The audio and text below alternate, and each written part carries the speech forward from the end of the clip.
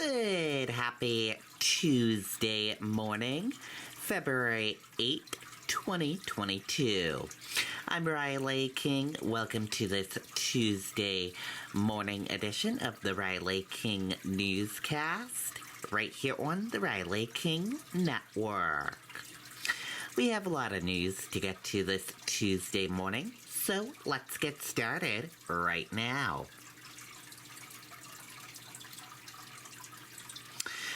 First up, slushy mix makes for dangerous road conditions Tuesday morning.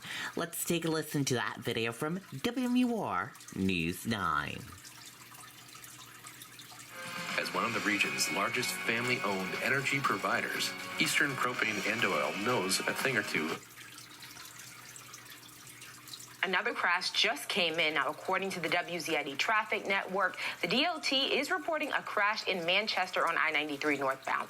But there is a crash right here. This is where a tractor trailer has rolled over. New Hampshire State Police is reporting that that tractor trailer rollover on 89 southbound at mile marker 51. You can see in the picture here that tractor trailer went down a pretty steep embankment. Officials say minor injuries have been reported, and it will take quite a bit of time to clear this up, so expect delays in that area. Ray Brewer is also keeping an eye on the road conditions this morning. He joined us live from Concord. Ray, what are you seeing out there right now? Well, Alyssa, Kevin talked about the mixture of conditions that we're seeing. Here we have a little light rain that is falling, mixing with a little bit of freezing rain. And take a look here. We're just north of the 89-93 split here by exit 12 south. You can see that the roads are wet. And there were some plow trucks that just went by here on the road, plowing and sanding. Really not a lot of stuff on the roads per se, but it is making for some slippery conditions. We have an example of that, of some video. Now, this Concord police cruiser that you see here, this was on 93 southbound where the accident happened. Now, we're told that the officer is all right, but still, this is someone who has to be out in all kinds of conditions and still was unable to avoid this accident. Now, here in Concord, nearly 24 road crews started working at midnight on 16-hour shifts. Now, Chip Chesley, Concord's General Services Director, says we can all help just by staying home on mornings like this. Keep the roads open to the crews so they can do their work. An open road is much easier to respond to, get back into service quicker than trying to weed through cars. So if people stay home, we can do our work quicker, more effectively, safer for everybody. And you're taking a live look once again, 93 northbound here. The rain picking up a little bit in intensity. You will encounter differing conditions depending upon one part of the state you're in. For instance, on my ride in this morning, I even encountered some dense fog. Reporting live in Concord, Ray Brewer, WMUR News 9. Okay, and there you go on that video and that report. Take it easy on the roadways, everyone.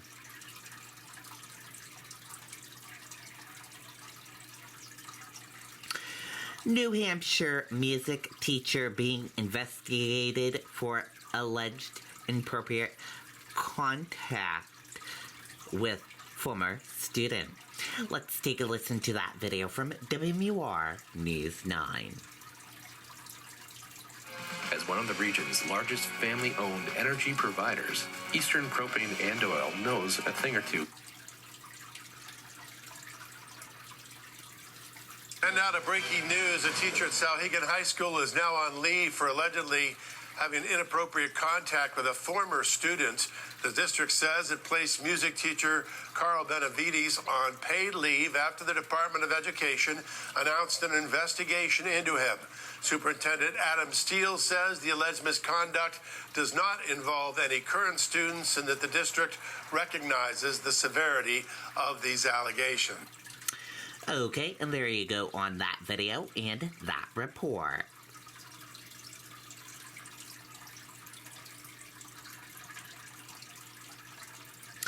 Number of active COVID-19 hospitalizations drop in New Hampshire. 14 new deaths reported.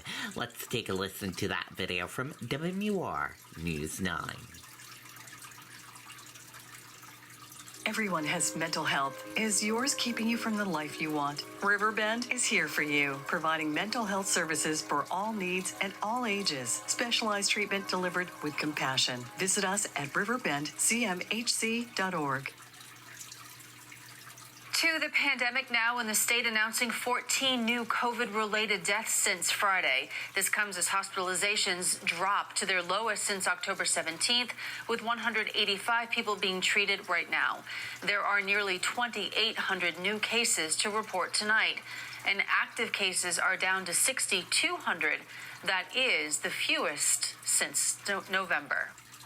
Okay, and there you go on that video and that report.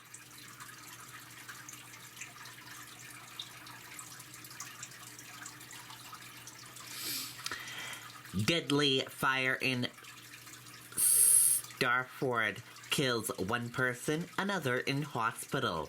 Let's take a listen to that video from WMUR News 9.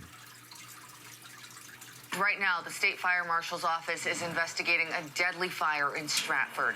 It started around 4 this afternoon in a mobile home on Cheevers Road. One person who had been inside was taken to the hospital. A second person has died.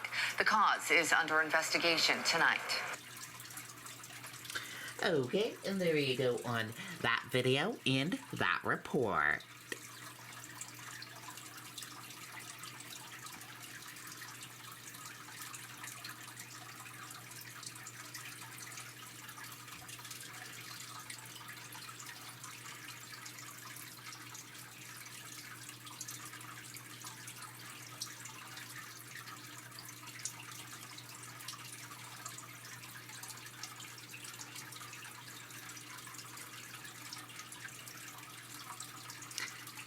Several states announcing plans. Hey, Cover Girls. It's time for a fresh start. Sorry about that.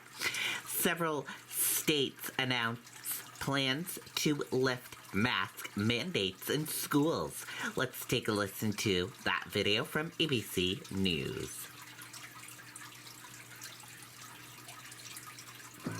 Why does Walgreens offer prescription copays as low as $0?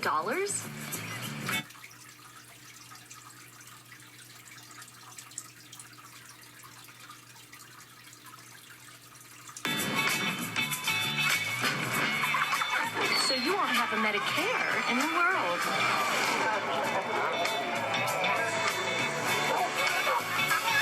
Plus 90-day refills and same-day delivery. Mary? That's even less to Medicare about. Fill your Medicare prescriptions with Walgreens and save. We begin tonight with news on the pandemic and more specifically on masks. Several states in the Northeast, once the hardest hit during this Omicron wave, announcing plans to lift mask mandates in schools. Tonight, New Jersey's Governor Phil Murphy calling it a major step back to normalcy. All 50 states now reporting declines in new cases, though they are still at more than 313,000 new cases a day. That's higher than at any point during previous surges. New Jersey, once an epicenter of this wave of the virus, had some of the strictest mandates. The governor today saying, quote, "This is not a declaration of victory as much as an acknowledgement that we can responsibly live with this thing." Delaware and Connecticut following suit in the coming weeks. New Jersey's governor, that move takes effect in a month and now will leave the decision up to the schools. New York's governor has been pressed on this. Will she follow suit? And does Dr. Jha believe this is a good idea? ABC's Ariel Reshef leading us off tonight. Tonight, as new COVID infections fall in nearly all 50 states, more Americans are getting ready to see school mask mandates lifted. I'm very happy. I could see easier, but also breathe easier and, just enjoy school more without the mask. I think they should still be wearing the masks. It's not that big of a deal, in my opinion. It's something small that's working. New Jersey, once a COVID epicenter and home to some of the strictest mandates, announcing masks will no longer be required in schools starting 1 month from today.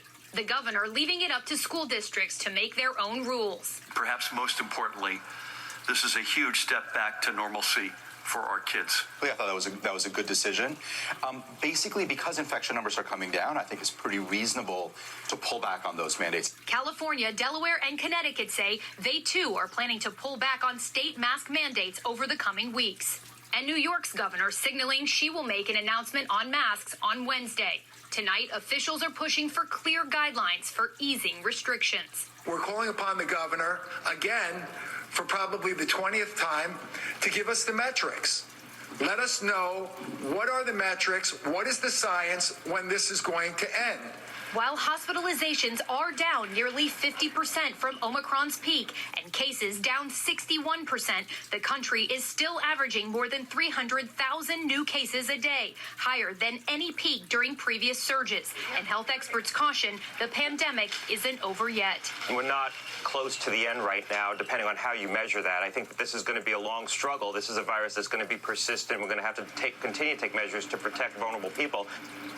And this conversation about masks only beginning here, Ariel. She joins us tonight from New York. And with all these developments from different states moving forward here, the CDC out with a new statement tonight. Where does the CDC stand on masks at this point?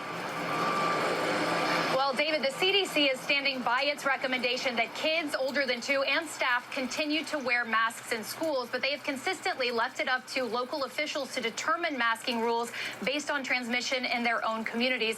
Public health officials urging that the best way to keep kids safe from severe COVID illness is to get them vaccinated as soon as they are eligible. David? All right, Ariel Reshef leading us off from New York tonight. Ariel, thank you.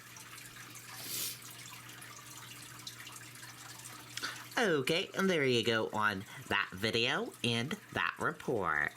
And we are going to switch gears now, and let's go into weather.